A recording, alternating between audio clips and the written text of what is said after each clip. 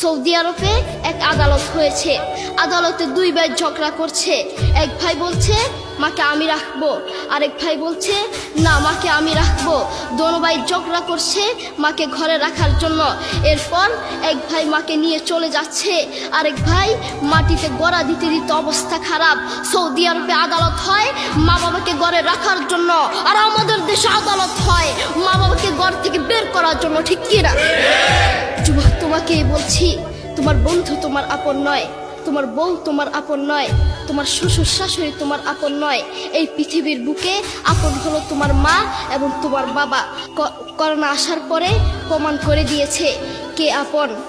এক মেয়ে তার মাকে ফোন করে বলছে, মা আমার স্বামীর করোনা হয়েছে। মা বললেন সাবধান, তার কাছে যাবি না, আমি সকালে সিএনজি পাঠিয়ে দিব, তুই টপ করে সিএনজিতে উঠে যাবি। এটার নাম দুনিয়া, এটার নাম দুনিয়া। করোনা হওয়ার পরে বন্ধু বন্ধুর কাছে যায় নাই, করোনা হওয়ার পরে শ্বশুর শাশুড়ির কাছে যায় নাই, করোনা হওয়ার পরে স্বামী স্ত্রীর কাছে যায় নাই। কিন্তু করোনা হওয়ার পরে এখনো ইতিহাস আছে, মা তার ছেলেকে গিয়ে চুমু খেয়েছে। করোনা হওয়ার পরে এখনো ইতিহাস আছে, বাবা তার ছেলেকে কাঁধে নিয়ে হাসপাতালে গিয়েছে, ঠিক কিনা? যুবক, তুমি তোমার মাকে কিছু মনে করছো না। তোমার মাকে তুমি ঘর থেকে বের করছো। ছেলে বিদেশ থেকে এসেছে, এসে শ্বশুর বাড়িতে গিয়েছে, তারা তাকে উল্টা পাল্টা বুঝিয়েছে। এখন বাড়িতে এসে সে বলছে, মা তুমি আমার টাকায় খাও, আমার ঘরে থাকো, আবার আমার বউকে পিটাও। এই কথা শোনার পরে কি কোনো মার কলিজা আছে? মা বাথরুমে গিয়ে আধা ঘন্টা কাঁদতে লাগলেন। কেঁদে অজু করে নামাজে দাঁড়ালেন।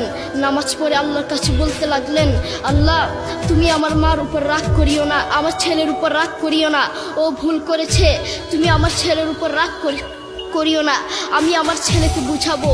এরপর মা গিয়ে ছেলেকে বুঝাচ্ছেন, বলছেন বাবা তুমি আমাকে বের করে দিবা, সমস্যা নেই, তুমি আমাকে বের করে দিও, কিন্তু আমার একটা স্বপ্ন আছে। ছেলে বললেন কি স্বপ্ন বলেন?